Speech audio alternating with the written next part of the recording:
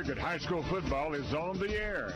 The presenting sponsor, Precision Garage Door Service. The game brought to you by the Mike Dyer Insurance Agency, Fisher Tire, Davis Abbey Carpet, Rick Terry Jewelers, the Blair House, Citizens Bank, Knoxville and Lenore City, Valley Plumbing, LCUB Internet, by Shop Farragut, Nizer Wealth Partners, the Shrimp Dock, Prime Insurance Group, and by Hearthside Bank Farragut. And now the voice of the Admirals, Eric Deerhart. Good evening. Thanks for joining us and welcome to our Farragut Football Friday night, presented by Precision Garage Door Service on West 105 and online at WFIV.com and the Admiral video stream linked through FarragutFootball.com as the Admirals host Bradley Central in a big early season region matchup. Farragut looking to get off the schneid, having started the season 0-3, while the Bears at 2-1 gun for a third straight victory. For the Admirals, tonight's region opener could serve as the perfect tonic. Frustrating as the first 3 weeks have been, especially last week's lopsided loss at Upperman, those results are unlikely to have any bearing on the playoff picture. Get off on the right foot in region play, and Farragut will undoubtedly feel like its ship is righted and that its brutal early season schedule served a purpose. Bradley is coming off a 49-0 dismantling of Hardin Valley last Friday, which followed a 28-14 win over county rival Walker Valley and a 21-17 loss versus McMinn County to begin the season. The Bears have steadily improved over the first 3 weeks and are yet to give up a score before halftime. Always an athletic bunch, Bradley's roster has been bolstered by 4 transfers from Cleveland, including one of the region's top defensive linemen, senior A.J. Westfield. Westfield's presence gives the Bears as strong a defensive front as they've had over the last 8 years, a span in which these programs have met 11 times, the most that either has faced any single opponent. Coming up later in our Farragut football pregame show, I'll be joined by the head coach of the Admirals, Jeff Courtney. But up next, we'll revisit last year's Farragut-Bradley matchup, a critical win for the Admirals, recap last week's games for both teams, and run down all the other contests across East Tennessee on this week 4 of the high school football season. It's a Farragut Football Friday night, presented by Precision Garage Door Service on West 105 and worldwide at WFIV.com and the Admiral video stream linked through FarragutFootball.com. Boys, this is going to be a tough team to beat tonight. We have to stop their running game. You got to block them and stop them. Kind of like my Michelin Cross Climb at 2 tires. I can stop in the rain, stop in the heat, stop in all kinds of weather. Just stop by Fisher Tire, and they'll fix you right up with the right tire for your car and budget. Fisher Tire is on Kingston Pike in Bearden, or west near the Pellissippi, and north on Broadway. Now get out there and stop them. Hi, this is John Blair from Blair House. This time of year is filled with birthdays and anniversaries that call for gifting that is both personal and unique. At Blair House, we offer a wide variety of jewelry, chandeliers, and other unique and hard-to-find gifts for when the gift must be perfect. Blair House, your time-tested connection to the treasures of the past. Blair House, 210 North Forest Park Boulevard in Bearden. Follow them on Facebook and Instagram. Blair House Antiques, Knoxville. Life doesn't run on bank hours. That's why Citizens Bank offers checking accounts with tools you can use anytime, like mobile deposit, debit card controls, and online bill pay. Whether it's for your home or your business, you'll get options that work and support from people based right here in Knoxville and Lenore City. Explore your options at citizensbank24.com. Member FDIC. Fantastic customer service, a knowledgeable team, expert craftsmen, and so many 5-star reviews. Hi, I'm Rick Terry with Rick Terry Jewelry Designs. My family and I have been serving West Knoxville and Farragut for well over 30 years. If you've never checked us out, please do. Better yet, come see us for yourself. On the corner of Kingston Pike and Campbell Station Road, look for the topiary of the Big Diamond Ring. Rick Terry Jewelry Designs. We want to be your jeweler. A proud sponsor of Farragut Football. Welcome back to the Farragut Football pregame show on West 105, online at WFIV.com and the Admiral video stream. Link through FarragutFootball.com as the Admirals open region play this evening, hosting the Bradley Central Bears. Farragut is in a somewhat similar situation to last year when these programs met in Cleveland, the Admirals again entering the matchup in search of their initial win of the season. The Bears were coming off an open date last year and came out running a wing tee offense for the first time. The new scheme paid dividends initially as Bradley marched 64 yards on its first possession, taking a 7-0 lead on a 5-yard run by Kenyon Phelps. Farragut answered immediately with a 74-yard touchdown strike from Corbin Hobson to Robbie Jacobs, tying the game at 7 with 4:02 remaining in the opening quarter. Midway through the second quarter, Farragut took the lead with a touchdown run by Landon Collins on a 12-yard reverse. After forcing a third consecutive Bradley punt, Farragut took over at its 1 and promptly drove 99 yards, extending its lead to 21-7 on another Hobson to Jacobs connection, this one covering 27 yards.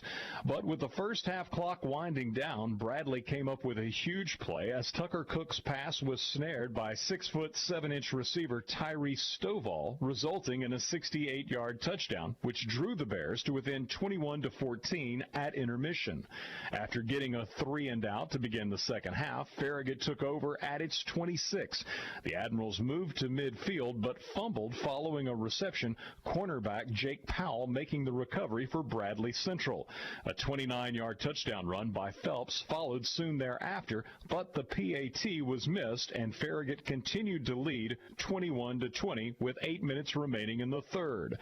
Moving to the fourth quarter, a big fourth down stop by the Admirals gave the offense the ball at the Farragut 48. That would lead to Randon Miller's first career touchdown, the senior rumbling into the end zone from 5 yards out as Ryan McHugh's extra point made it 28-20 in favor of the Admirals with 6:52 to go in the game. The defense would make it stand up, limiting the Bears to 2 first downs the rest of the way as Farragut secured not only its first win of the season, but the first for head coach Jeff Courtney, an all-important region win at that, and one that ultimately propelled Farragut into the playoffs. The Admiral victory was the 18th all-time for Farragut in its 22 matchups with Bradley Central. Fast forward back to this season, and Bradley Central is coming off a resounding region opening victory over Hardin Valley last Friday. The Bears scored touchdowns on all 6 of their first half possessions while allowing the Hawks only a single first down. Big A.J. Westfield, in as the Wildcat quarterback, opened the scoring with a 1-yard touchdown run. Senior running back Kenyon Phelps rushed for the next 2 Bradley scores. Then on 4th and 4 on the first play of the second quarter, Braden Carroll checked in as the Wildcat quarterback and found a wide-open Westfield for a 28-0 lead. Carroll was on the receiving end of the Bears' next scoring strike, reeling in a 32-yarder from sophomore quarterback Tucker Cook. Cook then hit Caden Cantrell down the seam for a 24-yard touchdown to finish out the 42-0 first half drubbing. The only points of the second half came on a 98-yard pick 6 by cornerback Jeremiah Brownlow, one of 4 Bradley takeaways, as the Bears coasted to a 49-0 region opening win, improving to 2-1 on the year. Farragut, meanwhile, made a first-ever trip to Upperman last Thursday, taking on a B squad undoubtedly among the state's best in Class 4A. Upperman jumped out to an early 14-0 lead with a 95-yard drive and an 89-yard drive. Senior quarterback and Georgia State commitment Bronston Chaffin hitting Jude Fitzpatrick for a 24-yard touchdown before connecting with Carmine Phillips on a 7-yard touchdown toss. The Admirals answered midway through the second second quarter with freshman running back Nathan Jacobs scoring his first career touchdown, a 3-yarder to cap a 62-yard drive. The PAT, however, was missed. Upperman responded with 2 more touchdown drives before half. The scoring plays, a 16-yard run by Phillips and a 23-yard completion on 4th and 4 from Chaffin to his tight end, Colton Johnson. Up 28-6, Upperman opened the second half, again converting on 4th down for a score, this time a 41-yard hookup on 4th and 11 between Chaffin and diminutive jack-of-all-trades Gunnar Block. After a failed 4th down try by Farragut, the Bees took over in Admiral territory, scoring their 6th touchdown in as many possessions on a 5-yard run by Phillips, the final score of the night coming with 1 minute remaining in the third quarter as Upperman improved to 2-1 with the 42-6 victory, while Farragut dropped to 0-3. In last week's other games involving members of Region 2-6A, Maryville blanked Bearden 56-0 in what was the region opener for those teams, and in non-region contests, Oak Ridge won at Lenoir City 56-6, while Cleveland fell at Tullahoma 39-20. Tonight in Region 2-6A, in addition to our matchup with Farragut hosting Bradley Central, Maryville travels to Cleveland, and in non-region action, Oak Ridge hosts Dobbins-Bennett, Hardin Valley visits West Ridge, and Bearden entertains Science Hill. Elsewhere around East Tennessee, beginning with Class 1A, in Region 1, Unaka calls on Cosby, Hancock County hosts Cloudland, Sunbright makes the trip to Jellicoe, and in non-region tilts, North Green is at South Green, while Hampton visits Happy Valley. In Region 2-1A, Harriman hosts Greenback, Rockwood is at Midway, Oakdale calls on Coalfield, and Wartburg welcomes Oliver Springs. Region 3-1A teams are all facing non-region opponents as Lookout Valley hosts Robertson Innovation, Sale Creek entertains Pickett County, South Pittsburgh plays host to Brainerd, Copper Basin travels to Rossman, North Carolina, while last night Whitwell fell at Grundy County 36-6. Moving to Class 2A, Region 3 member matchups versus non-region foes include York Institute at Livingston Academy, Monterey calls on Clay County, Bledsoe County travels to Tellico Plains, and Marion County hosts Sequatchie County. Turning to Class 3A, in Region 1, Unicoi County calls on Chucky Doak, and in non-region affairs, Johnson County is at Ashe County, North Carolina, Gatlinburg-Pittman hosts Fulton, and Pigeon Forge entertains Northview Academy. In Region 2-3A, Meigs County makes the trip to McMinn Central, Scott entertains Austin East, and in non-region matchups, Sweetwater travels to Polk County, while last night Kingston defeated Cumberland County 30-6. Shifting to Class 4A, in Region 1, Elizabethton visits Volunteer, Cherokee calls on Granger, Greenville plays at Seymour, and in a non-region contest, Sullivan East entertains Eagleton Academy. In Region 2-4A, Carter is at South Doyle, Heritage hosts Anderson County, while in non-region action, Gibbs visits Morristown East, Union County entertains Cumberland Gap, and last night, Alcoa won at West 35-0. In Region 3-4A, Hickson hosts Loudon, Red Bank entertains East Ridge, while outside the region, Sequoia plays host to Howard, and Signal Mountain visits East Hamilton. There's a single Region 4-4A matchup as Stone Memorial welcomes Upperman. Moving to Class 5A, in Region 1, Sevier County makes the trip to Daniel Boone, David Crockett welcomes Morristown West, and Tennessee High travels to Cocke County. In Region 2-5A, Central calls on Campbell County, Clinton hosts Carnes, and William Blount welcomes Powell. In Region 3,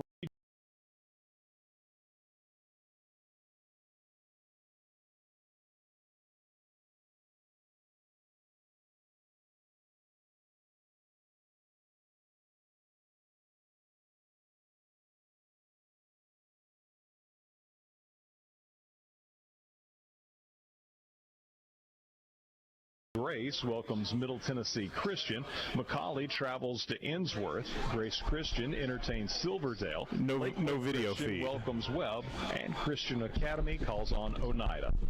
Here at Farragut, it's the Admirals at 0-3, looking to create a pivot point in their season opening region play against the 2-1 Bears of Bradley Central. Just ahead, we'll get a look at tonight's anticipated starters for both teams when the Farragut football pregame show continues on West 105 and online at WFIV.com and the Admiral video stream linked through FarragutFootball.com. Whether you're cheering on the home team or building your dream home, David's Abbey Carpet and Floors has you covered. From engineered hardwood to luxury vinyl, elegant porcelain to natural stones, David's has the winning design for every room and the championship team ready to help you score the perfect floor. Locally owned and proud to serve our communities from locations in Farragut, Maryville, and Pigeon Forge. Visit David's Abbey Carpet and Floors in-store or online today, where the Admirals shop for floors.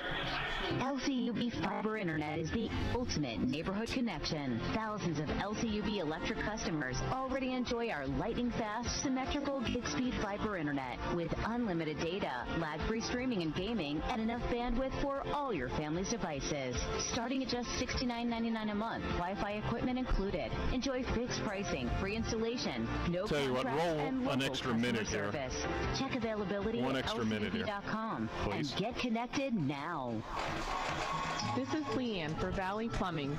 We are a local family-owned plumbing company specializing in water heater repair and replacement, clogged drains, broken pipes, and most importantly, taking care of you, the customer. We service all of West Knoxville, Loudoun, Blount, and Anderson counties.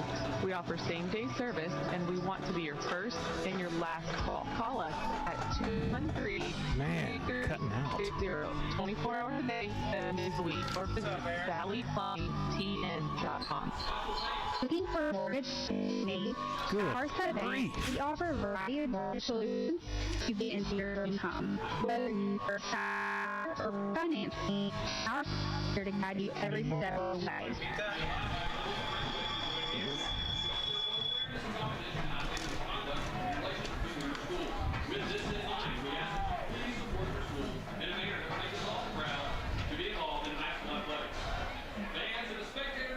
What is going on? God, every week it's something. I swear. Signal messed up? The Shrimp Dock has fish delivered from the Atlantic, Pacific, and Gulf multiple times per week. Whether it's fish on a grill for two or a shrimp boil tailgate party for family and friends, the Shrimp Dock is your home for fresh food. Shelf. 3 locations to serve you. Farragut, Reardon, and Alcoa. All locations open at 10 a.m. Monday through Saturday. What in the world? Thank you for your cooperation.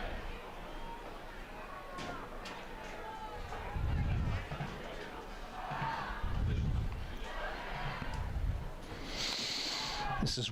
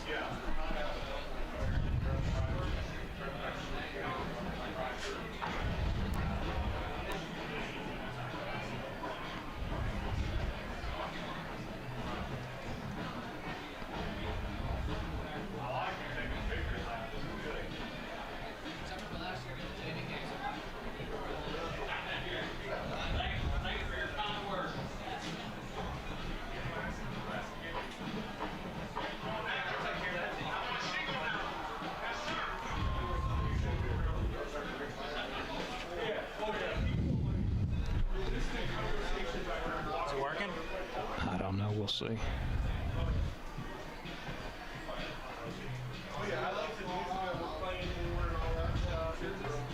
Blair from Blair House. This time of year is filled with birthdays and anniversaries that call for gifting that is both personal and unique. At Blair House, we offer a wide variety of jewelry. Okay, after this one? Yes, please. It's hard to find gifts, but when the gift must be perfect. Blair House, your time-tested connection to the treasures of the past. Blair House, 210 North Forest Park Boulevard in Bearden. Follow them on Facebook. Blair House Antiques, Knoxville.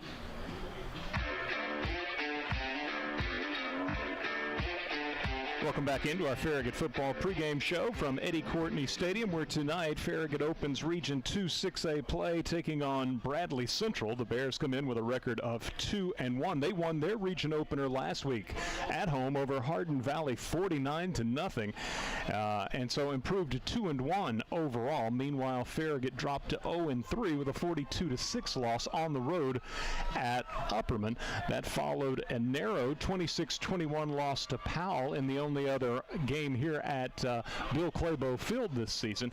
And, of course, the season opener was at Carson Newman. The Admirals fell to defending 5A state champion Sevier County 27-7. So the Admirals 0-3 in search of their first win, just as they were last year when Farragut and Bradley Central squared off down in Cleveland. The Admirals got it done a year ago, 28-20, and began what would be a 4-game winning streak that would propel Farragut into the playoffs. So hoping that history can repeat itself here tonight as Farragut and Bradley Central square off in a big early season region matchup. Let's get you a look at the starting lineups for Farragut offensively. At left tackle tonight, it'll be number 67, MJ Keener. He's a senior. At left guard, number 50, Luca Hoffer, also a senior. The center, number 62, Will Zooks, a senior. Number 70, Michael Julian is a senior. He is at right guard tonight. And at right tackle, number 52, Bryson Bassett, a senior. The Farragut offensive line averages 6 foot, 261. The tight end will be number 45, Aaron Heatherly. Heatherly with 4 catches for 40 yards last year against Bradley Central. Through 3 games, he has 3 receptions, good for 19 yards. The wideouts, number 2, Johnny Jacobs, is a junior. Number 10, Max Garfield, is a senior. And in the slot, number 7, Ethan Farhat, a junior, last week against Upperman. Farhat is definitely Farragut's most productive offensive player with 9 catches for 85 yards. Running back to start, I believe, is going to be number 14, Nathan Jacobs, the freshman. He scored his first career varsity touchdown last Thursday night in the loss at Upperman, Farragut's lone touchdown, averaging 3.8 yards per rush. We will also see the senior, Charlie Noble, frequently, as Charlie might even be the starter tonight, as he and Jacobs largely splitting time in the offensive backfield of late. But Charlie averaging 4.5 yards per rush. Last year against Bradley Central, Charlie had 10 carries for 56 yards, also caught a pass, good for 9 yards. Probably we'll see Carter Collier and Logan Wright in the running back rotation as well for the Admirals. The quarterback is number 3, Corbin Hobson, a junior, coming off a 10 for 14 performance against Upperman, in which he threw for 89 yards, also rushed the ball 6 times, gaining 20 yards. On the season, completing 56% of his passes, 279 yards, a touchdown and 2 interceptions. Last year, really, it was Corbin's coming out party against Bradley Central. He was 20 for 24 in his sophomore campaign, 333 yards, 2 touchdowns, also ran the ball 3 times, gaining 15 yards. Farragut's offense averaging just 11.3 points per game and 212 yards, 100 on the ground, 112 through the air. The Admirals with 3 turnovers plus a turnover on special teams. So 2 fumbles, 2 interceptions. The Admirals have thrown, their turnover margin is -3. Farragut converting just 27% of its 3rd downs. 4th down, Farragut's 50%, 5 of 10. In the red zone, they're perfect, 5 of 5, just not getting there often enough. All 5 trips have resulted in touchdowns. The place kicker will be number 37, Ryan McHugh, the senior. Holder Noah Haig, and the long snapper, the freshman, Coleman Parrish. Looking at the Bradley defense up front, they are arguably as good a defensive front as we've seen from Bradley Central since these programs began playing each other on a year-in, year-out basis back in 2017. A.J. Westfield, the transfer from Cleveland, is a heck of a player. He caused all sorts of issues for Farragut last year when they played the Blue Raiders, and so he is now a Bradley Bear. 6'3", 275 pounds, had a forced fumble against Farragut last year in a Cleveland uniform. The nose guard's number 60, Paul Stokes, 6 foot 240, a sophomore, and opposite Westfield at the other defensive end spot, it's number 9, Zane McIntosh, 6 foot 200, a junior. Defensive line averaging 6'1", 238, and they all move very well. They'll also bring linebackers up. The outside linebackers will be up on the line of scrimmage as well. Number 26, Anthony Perez, a 185-pound senior. He had a fumble recovery against Hardin Valley last week. And also number 7, Spencer McCooch, 175-pound senior. The cornerbacks, number 15, Jeremiah Brownlow, a sophomore, had a 98-yard pick six last week against Hardin Valley. And the other corner, a transfer from Cleveland, Reggie Hubbard, he too had an interception last week against the Hawks of Hardin Valley. The middle linebacker, number 20, Andrew Carroll, is a junior. The Sam linebacker, number 22, Wiley Suskowitz, is a senior. And the back line of defense, the rover, or strong safety, number 6, Jaden Gray, fumble recovery last week against Hardin Valley. He's a junior.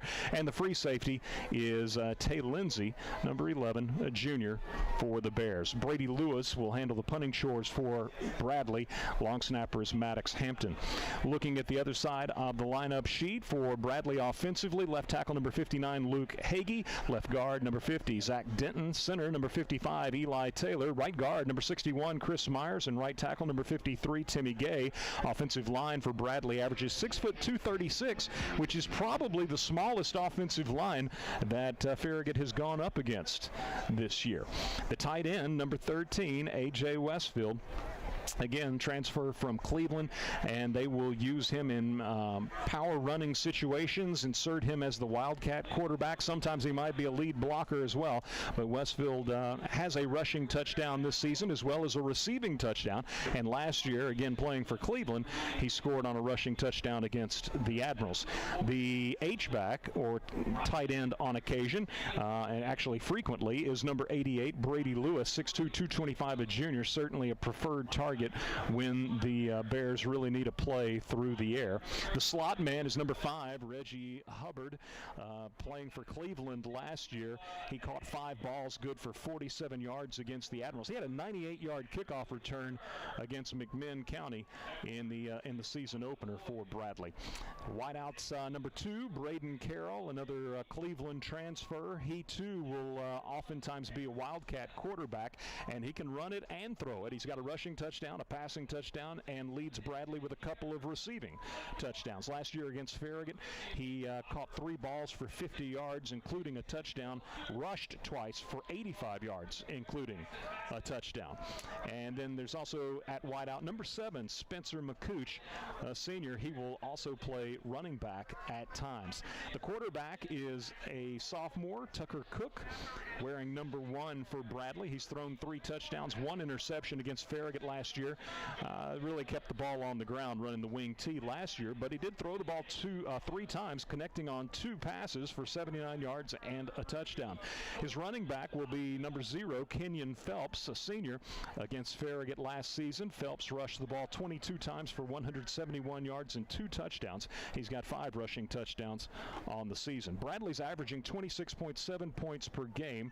They've got 7 touchdowns on the ground, 4 through the air. They've turned the ball over only once through the first 3 games, and their turnover margin is +4. Noah Canales is the place kicker for the Bears. He's 1 for 1 on field goals, a 35-yarder, and 13 for 13 on his PATs. The quarterback, Tucker Cook, is the holder, and the long snapper is number 36, Maddox Hampton, a junior. Finally, the Farragut defense. Up front, number 36, Stephen Doubleday, 215, a senior, 3 tackles for loss, a sack, and a fumble recovery for the Admirals. That's Farragut's lone takeaway this year. Nose guard, number 4, Jackson Plumley, 200-pound senior, 5'11", and defensive end number 99, Owen Petoskey, 6'2", 240, a senior. He's fourth on the team with 19 total hits. He's got 3 tackles for loss and a sack. Farragut's D-line averaging 6 foot, 218. The jack linebacker up on the line frequently is number 8, Luke Dinkle, 5'9", 170, a junior. He had 8 hits, including a tackle for loss against Upperman last week. At the star linebacker spot, it's Noah Haig, number 16. The senior has 18 hits on the year, including 2 for loss. The Mike linebacker tonight will be Fletcher Haddad as he continues to fill in for Colt Brooker, who was injured last week in the Upperman game. So Haddad, 5'8", 175, a senior, actually led Farragut with 11 hits last week against the Bees of Upperman. The will linebacker is Farragut's leading tackler on the season, number 20, Connor Paris, a senior, 30 total hits. He's also broken up a pass. Last year against Bradley Central, Connor had 11 total hits, 1.5 tackles for loss, and a sack. The cornerbacks are number 6, Donovan Lloyd, a sophomore, and number 13, Anderson Glover, sophomore. Anticipate him being the starter tonight at corner, as Zane Qureshi-Smith's a little gimpy and probably not going to be able to go. Weak safety, number 0, Mason Apolategi, is a junior. He's second on the team with 23 hits, and the free safety is number 1, Harrison Smith, a junior, 20 hits on the season. That is good for third on this Admiral defense, which is allowing on average 31.7 points per game and 386 yards, 175 on the ground, 211 through the air. Again, one takeaway. The Admirals are -3 in turnover margin. Welcome in Brett Clendenin as we head ever closer to kickoff. And Brett, you know, Hobson last year had his coming out party against Bradley Central. Right now you feel like he could use a shot of confidence and hoping that maybe kind of get things going early, complete some passes, and just kind of almost relapse, you might say, back into that performance he had last year against Bradley when he was 20 for 24 for 333 yards. Yeah, it really was. I mean, you talk about this offense just in general, not just Hobson, needs some confidence in a very bad way, obviously. And so last year, obviously, never would have thought going into that Bradley game you had a chance to make the playoffs, but went on a run the second half of the season. Can you do that tonight? Admirals need a win in a bad way, and this offense has got to do their part. Defensively, Farragut has obviously had some issues last week against a very stout Upperman squad, but 2 more touchdowns were scored on 4th down last week. 4th and 4, Upperman hit them for a 23-yard touchdown, and 4th and 11, they went 41 yards over the top on a touchdown. And so you look back, there was a 4th down touchdown against Powell, or Powell had one against Farragut, and a couple against Sevier County.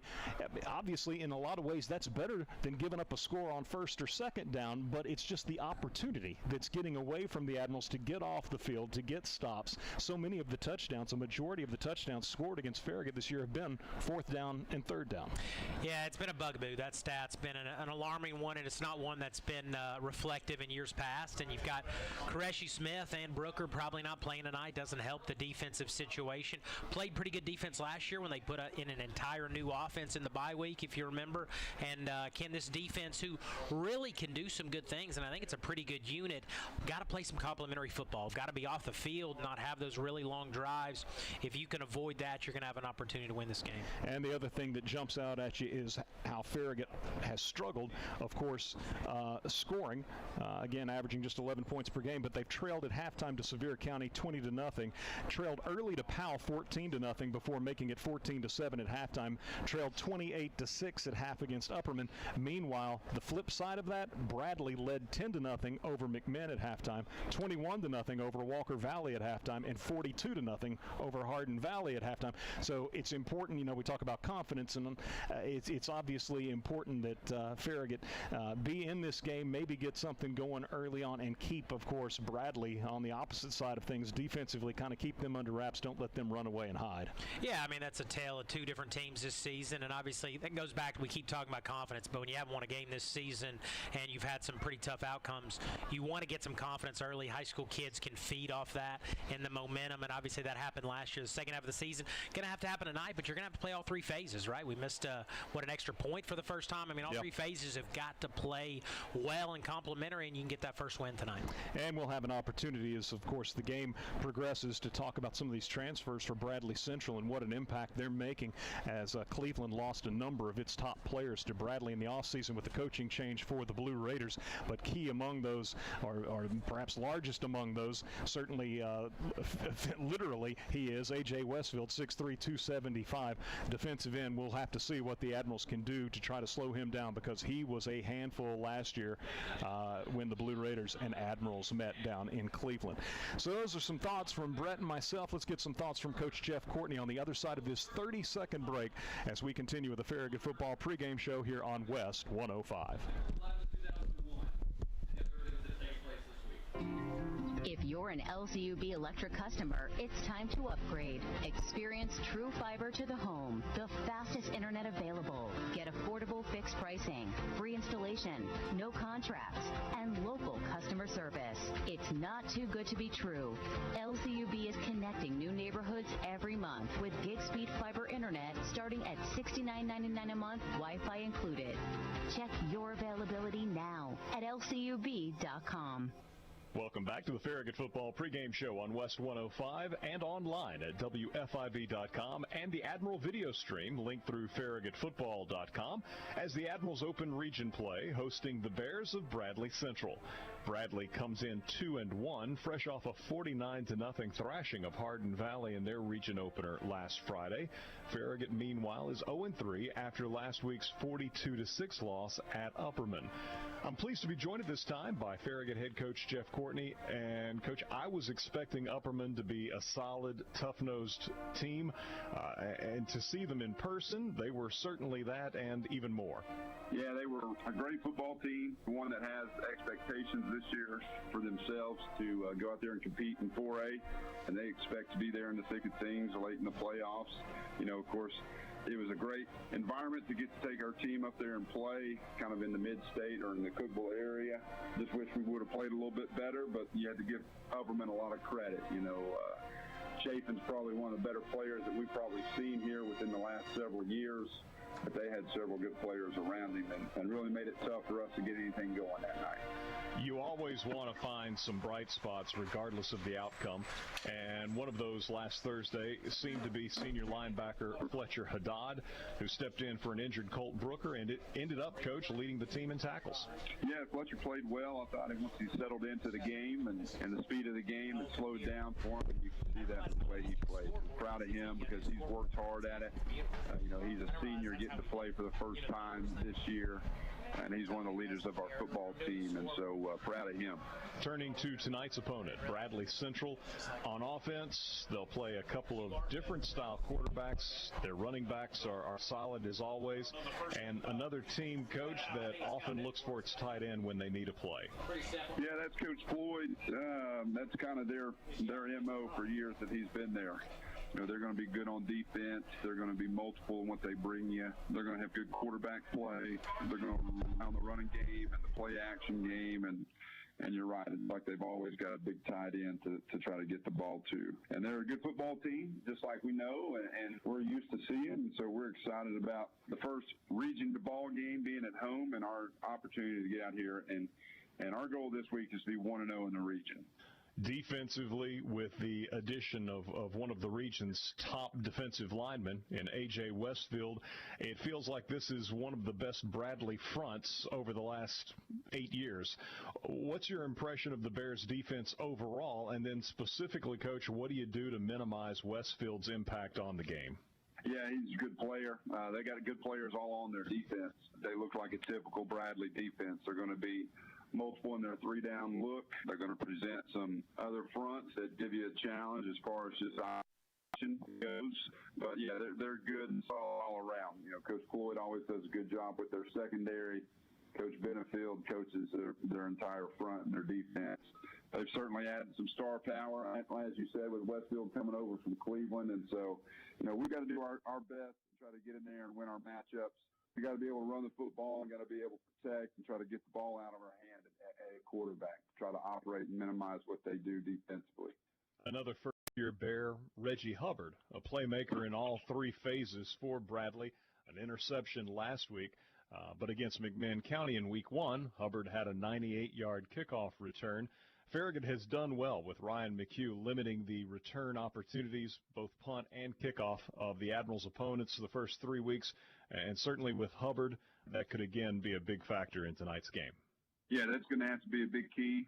As you said, we've not given up a single punt return yard, and I think Ryan's maybe 6 of 8 on kickoffs being touchbacks. So we need to continue that.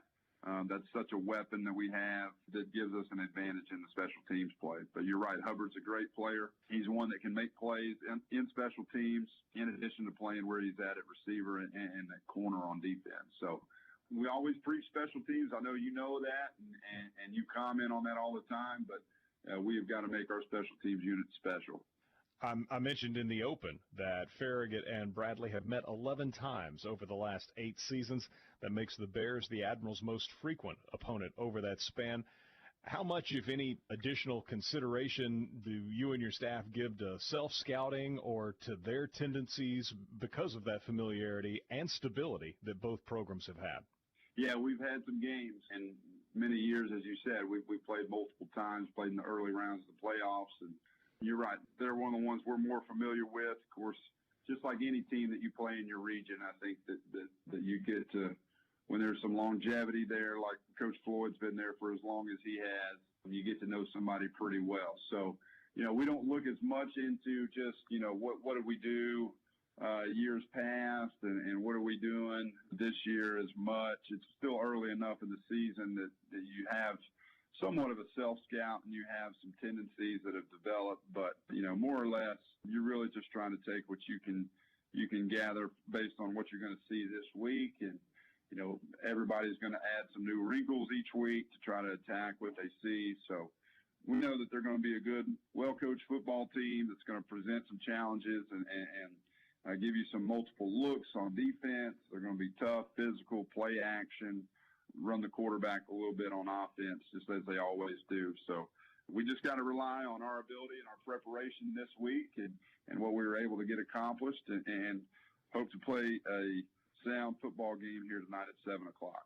A chance for Farragut to defend its home field as region play begins for the Admirals tonight versus Bradley Central. What have been the major points you've tried to drive home this week, Coach, as Farragut prepares for another talented opponent? Yeah, we've got to be 1-0 this week, as I said. We've got to play with passion and energy, and we got to play with a love for one another. If we can do our things that we talk about each week as our objectives as far as being physical, as executing, as minimizing mistakes, those things help you in the game. But more than anything, we've got to play with an energy and a passion that's prevalent this week. We kind of missed that